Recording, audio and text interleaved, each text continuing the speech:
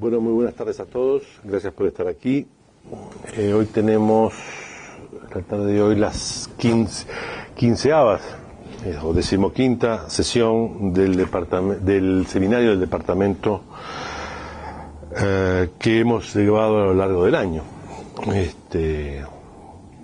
En la tarde de hoy tenemos además la exposición de la profesora Virginia Deslizante en torno a un trabajo donde yo también puse algo de mi cosecha, pero ella va a ser la expositora, que realizamos en torno a la problemática del relacionamiento y del conflictivo relacionamiento, por lo menos dificultoso relacionamiento entre la Unión Europea y América Latina fundamentalmente. Esto se hizo en el marco de un trabajo que se inició en la cátedra Jean Monnet de la Universidad de Miami,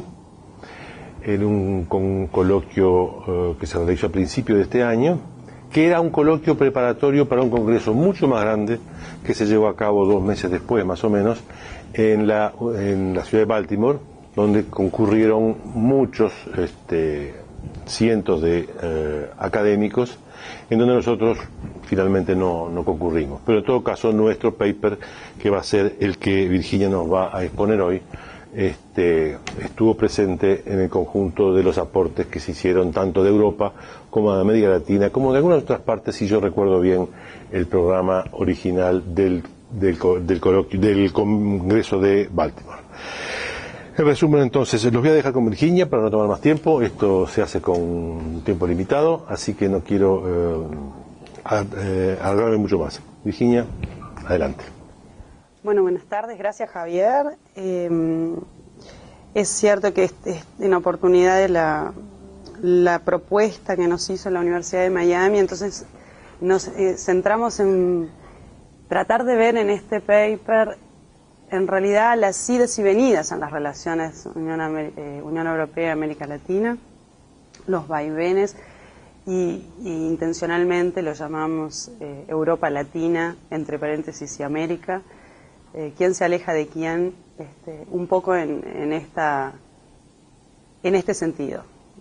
de las relaciones que van y vienen, si bien entendemos que las dos regiones estarán de acuerdo con nosotros en que son aliadas naturales, por temas solamente culturales ya, ¿no? En este sentido podemos identificar que la cooperación, nosotros nos propusimos dividir un poco el trabajo entre el punto de vista de Europa con respecto a América Latina y después el punto de vista de América Latina, o la mirada desde América Latina hacia Europa, que fue de lo que se ocupó mi coautor entonces, Javier Bonilla. Así que empezando por Europa, lo que planteamos es que podemos identificar un comienzo de la cooperación de Europa hacia América Latina en los años 70, que se concentraba fundamentalmente en ayudas de cooperación al desarrollo y en ayudas a la pobreza. Recién por los años 80 podemos identificar algún otro tipo de cooperación europea hacia América Latina más sectorial, específica, en los terrenos de la salud o en los terrenos de la educación, pero siempre en este marco más macro de la cooperación al desarrollo y de ayudas a la pobreza. Recién bastante avanzados los años 90 es que vamos a ver un verdadero cambio en este tipo de cooperación hacia ya aspectos más comerciales o empresariales, con ayudas a sectores específicos de la industria o a las pequeñas y medianas empresas, con un programa que ustedes conocerán o habrán escuchado, que es All Invest, que hace como un giro en el tipo de relaciones Unión Europea-América Latina, con el tipo de acercamiento que Europa tenía con respecto a América Latina. Es una relación que ha tenido como un alejamiento claro en la última década, y en este sentido comenzábamos identificando algunos factores que explican este alejamiento a partir de un trabajo de un académico español muy reconocido, que es Celestino del Arenal, en el que se plantean, en principio, por supuesto, la crisis económica mundial, que es un factor que se explica por sí solo, ¿no? Pero que, bueno, que ha distraído un poco la atención de Europa hacia este continente. La política internacional de Estados Unidos, que pasó de una mucho más militarizada con Bush a un relacionamiento bien distinto y menos intervencionista con Obama. La crisis de Medio Oriente, lo que desde el punto de vista europeo fundamentalmente desvía la atención también, porque es un tema que está muy cerca de sus fronteras y que requiere otro tipo de atención y que entra además dentro de la agenda de seguridad de Europa. El creciente peso que tiene Asia, que ha hecho que la propia América Latina, esto también está mencionado luego, tenga un acercamiento hacia esta región y deje de mirar tanto a Europa, sobre todo con las crecientes inversiones que hay de India y de China, no solo en América Latina, también en África esto puede notarse, pero bueno, con respecto a América Latina esto también ha cambiado un poco en el tipo de relacionamiento, si bien es cierto que es más comercial y más de inversión puramente que lo que es la relación que tiene Europa con América Latina, que tiene otros aspectos además de los comerciales, ¿no? Después también es verdad que esta primacía de tener los acuerdos multilaterales impulsados a través de la Organización Mundial del Comercio en las rondas Doha no han tenido mucho éxito, y de hecho hemos podido constatar que Europa o la Unión Europea han preferido ir por el camino de los acuerdos bilaterales. Y por último menciona el replanteo de los objetivos del milenio, en el que América Latina,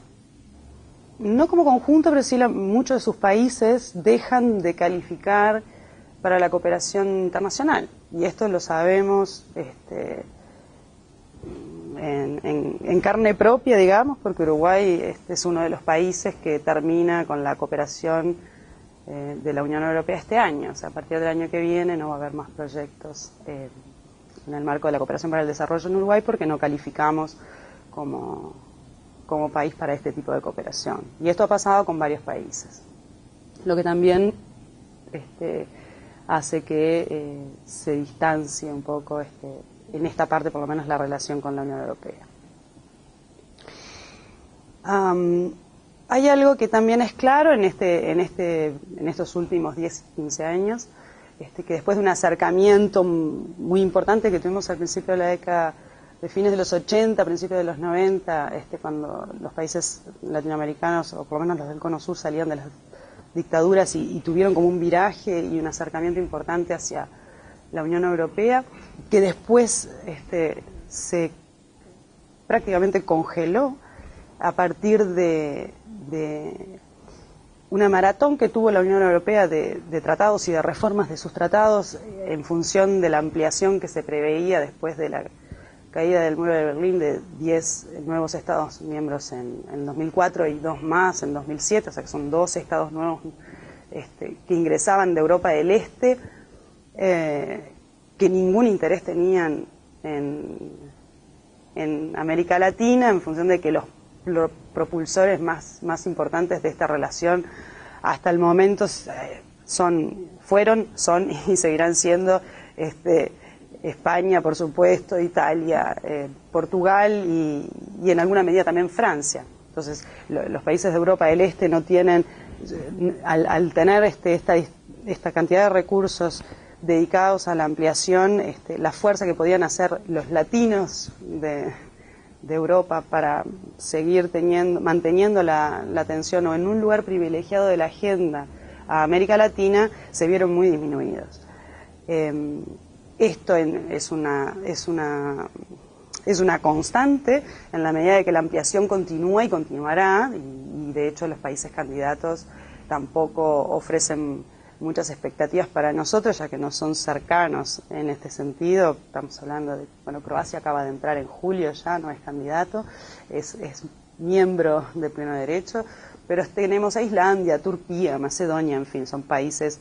que tampoco van a tener necesariamente un especial interés en América Latina y ni van a hacer mucho esfuerzo en ese sentido por nosotros. También otro elemento que es importante y que nos ha alejado con respecto a la Unión Europea, desde el punto de vista de la Unión Europea, es que después del 11 de septiembre la agenda de seguridad internacional es muy relevante y ha tomado un lugar muy importante, lo que a nosotros nos deja en un lugar muy alejado de importancia en la medida de que no representamos ninguna amenaza ni ningún problema de seguridad en este sentido para la Unión Europea. Por un lado, claramente es algo positivo, pero por otro también es verdad que se utiliza recursos y requiere de recursos de todo tipo, no solo económicos, de la Unión Europea, que no se destinan a esta región. En definitiva, la atención se centra en la primavera árabe, en Kosovo, el conflicto palestino-israelí, en fin, son los temas más importantes dentro de la agenda de seguridad de la Unión Europea. Otro punto que señalamos, que también es importante y que es algo que debe trabajarse desde este lado, no sé si será algo muy fácil, pero es cierto que un problema que tenemos desde el punto de vista latinoamericano es que no tenemos una sola voz como tiene la Unión Europea. La Unión Europea maneja todas sus relaciones y sobre todo a partir del Tratado de Lisboa. Tiene un servicio de acción exterior, tiene una representante exterior, que es Catherine Ashton, y trabaja en un equipo junto con los ministros de Relaciones Exteriores, a través del Consejo de Ministros de Relaciones Exteriores de la Unión Europea, y la comisión, Catherine Ashton, como alto representante de sus relaciones exteriores, es además la vicepresidenta de la comisión, lo que da coherencia en las políticas exterior de la Unión. Entonces son las tres instituciones que trabajan en conjunto y que están representadas por una persona y por un equipo de personas que trabajan juntas en este sentido, lo que América Latina no tiene. América Latina no tiene una sola voz, no ha logrado tampoco tener un lobby que sea mancomunado en Bruselas, y las diferencias y las asimetrías persisten, y si bien son difíciles uno puede entender que son difíciles de superar, el no resolverlo tampoco ha sido una ayuda para que este diálogo sea más fluido y mejore con respecto a la Unión Europea. En este sentido, estas reuniones de Unión Europea-CELAC, que es estas cumbres que se hacen cada 2 años, han sido muy productivas y han logrado que el diálogo fluyera un poco más. Después de no sé si decir parálisis, pero después de este gran paréntesis que tuvimos en los primeros 10 años de este nuevo siglo con respecto a las relaciones bilaterales, en la cumbre de Madrid del 2010 se relanzaron con mucha fuerza, justamente porque eran en Madrid, y España lo hizo suyo este llamado a relanzar las relaciones con América Latina. La que tuvimos en enero, en Santiago, refuerza esta idea de que en definitiva el instrumento que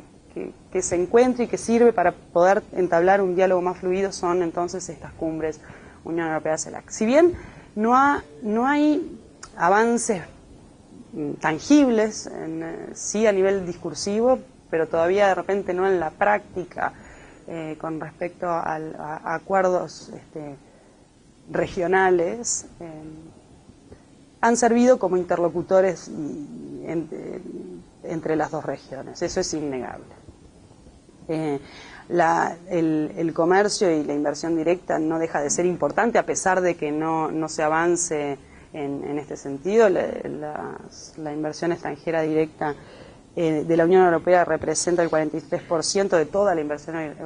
extranjera directa que existe en la región, o sea que no es menor, y las relaciones comerciales existen de todas maneras. Es cierto que hay problemas que surgen a través del estudio que hace All Invest en la región, con los empresarios europeos que invierten en la región, que hay algunos problemas que nosotros tenemos que solucionar en cuanto región, en cuanto a infraestructura, en cuanto a la percepción de los altos niveles de corrupción, que frenan la inversión o que la complican en este sentido. Son temas que nosotros tenemos que trabajar. Después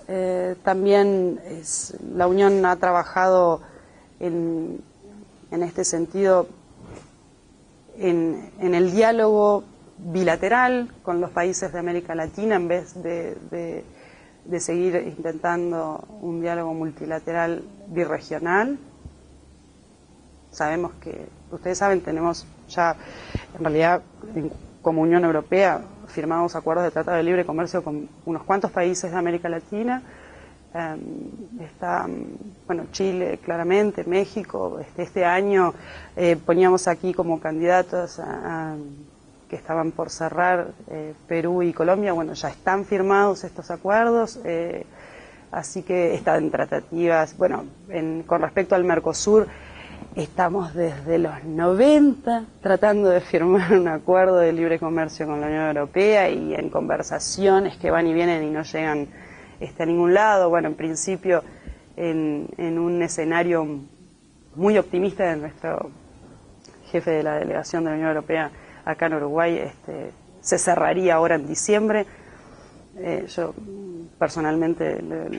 lo veo como un poco difícil, pero bueno, es verdad que se ha reforzado el diálogo con Mercosur a través de Brasil, que fue quien ha decidido acercarse y transformarse como en el interlocutor del Mercosur en la relación y en el diálogo con la Unión Europea.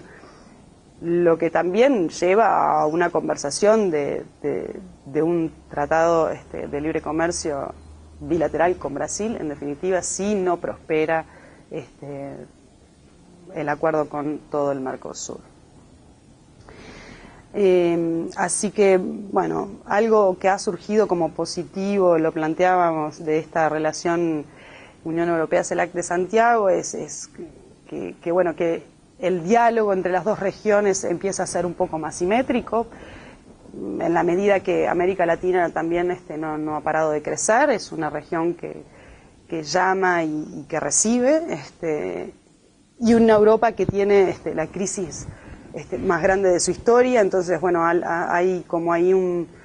una balanza que se equilibra un poco más en cuanto al diálogo entre las dos regiones y un posible acercamiento.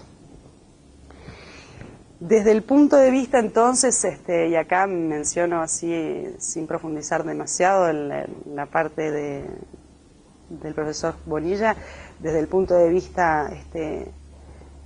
de la América Latina y Caribe como región frente a la Unión Europea, el planteo que hacemos, y creo que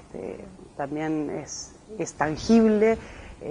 es un poco como razones de alejamiento. Por un lado, este discurso que crece en varios países con respecto al antiimperialismo, al alejarse al cerrarse, en todo caso diría, en cuanto a las políticas proteccionistas, comerciales, el no querer de muchos de los gobiernos populistas que van surgiendo, y algunos que siguen un poco ese camino, aunque no sean definidos como tales,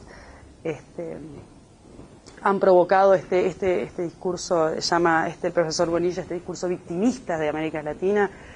con respecto a Europa, y con otras regiones, por supuesto, también Estados Unidos entra en el mismo. Pero bueno, entre lo que nos ocupa hace que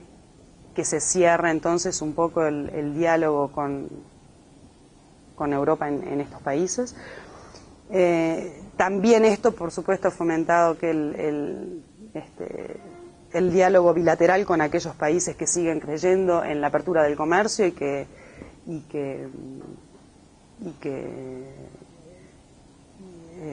bueno, en una economía un poco más liberal. De ahí también el surgimiento de estos acuerdos con Perú, con Colombia, que están muy cerca y que han firmado acuerdos a su vez con Asia, y que miran a Asia y que se acercan a Asia. Entonces también es como un llamado de atención para la Unión Europea en la medida de que tiene que acercarse y poder hacer un balance entre la importancia que está teniendo Asia en el comercio mundial y bueno, y en América Latina, sin duda. Así que un poco el planteo de la parte de Latinoamérica viene por este lado, también con respecto al rol fundamental que tiene Brasil, en este sentido,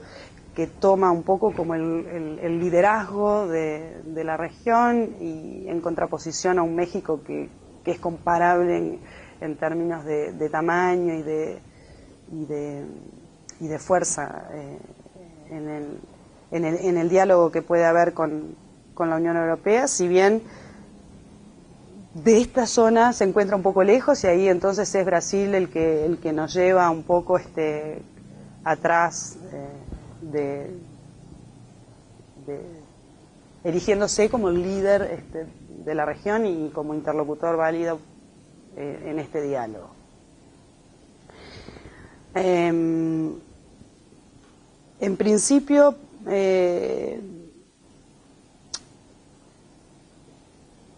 tenemos un poco a modo de redondeo en estas distintas razones que tenemos para acercarnos y alejarnos en ambas regiones, a veces al mismo tiempo, a veces a destiempo, ¿no? Cuando América Latina quiere acercarse, Europa está muy concentrada en sus problemas internos, o al revés, o tenemos también propuestas o influencias de otras regiones. Entonces, bueno, esto como que es un vaivén que es constante. Hay un aspecto cultural, natural, que no va a permitir que la relación bilateral deje de existir. Esto claramente no va a pasar. Sí, a lo que apuntan fundamentalmente hoy en día es a los tratados de libre comercio, y lo que importa hoy es a abrir el comercio, ¿no? En este sentido, bueno, Brasil en ese sentido se plantea como una economía fuerte, mundial, que puede hablar a la par de los países desarrollados y de los líderes, de los grandes líderes del mundo, ¿no? Insisto en que en definitiva el camino igual que ha optado por seguir la Unión Europea es del bilateralismo, y mantiene, ha firmado también este año un tratado de libre comercio con Canadá, está abierto el tratado de libre comercio en discusión con Estados Unidos. Les quedan, con Asia tienen muchísimos acuerdos de tratado de libre comercio ya firmados, y el Mercosur sigue esperando y discutiendo y viendo si se ponen de acuerdo en algunos de los puntos del tratado, sin lograr que esto termine en un acuerdo de libre comercio. En 20 años en los que la Unión ha firmado un montón, yo no tengo la cifra exacta, pero me atrevo a decir que más de 30 tratados de libre comercio con otros países del mundo. Entonces, por eso creo que es muy optimista esto de creer que en esta reunión de diciembre se va a poder llegar a algún acuerdo específico, a la firma final de un tratado de libre comercio. Creo que también el Mercosur debería, bueno, el Mercosur, si se puede hablar que como instancia de diálogo única, que de por sí tiene muchos problemas internos, tomar en cuenta que Europa tiene elecciones el año que viene, renueva todo el Parlamento, renueva la Comisión, por tanto es ahora o nunca, o sea, el año que viene los recursos y la atención europea va a estar concentrada en sí misma y en su interna y en un año electivo, o sea que quedaría un poco paralizado la posibilidad de llegar a algún tipo de acuerdo después del 2015. Entonces, bueno, ahí están un poco planteadas las relaciones y las situaciones de las dos regiones.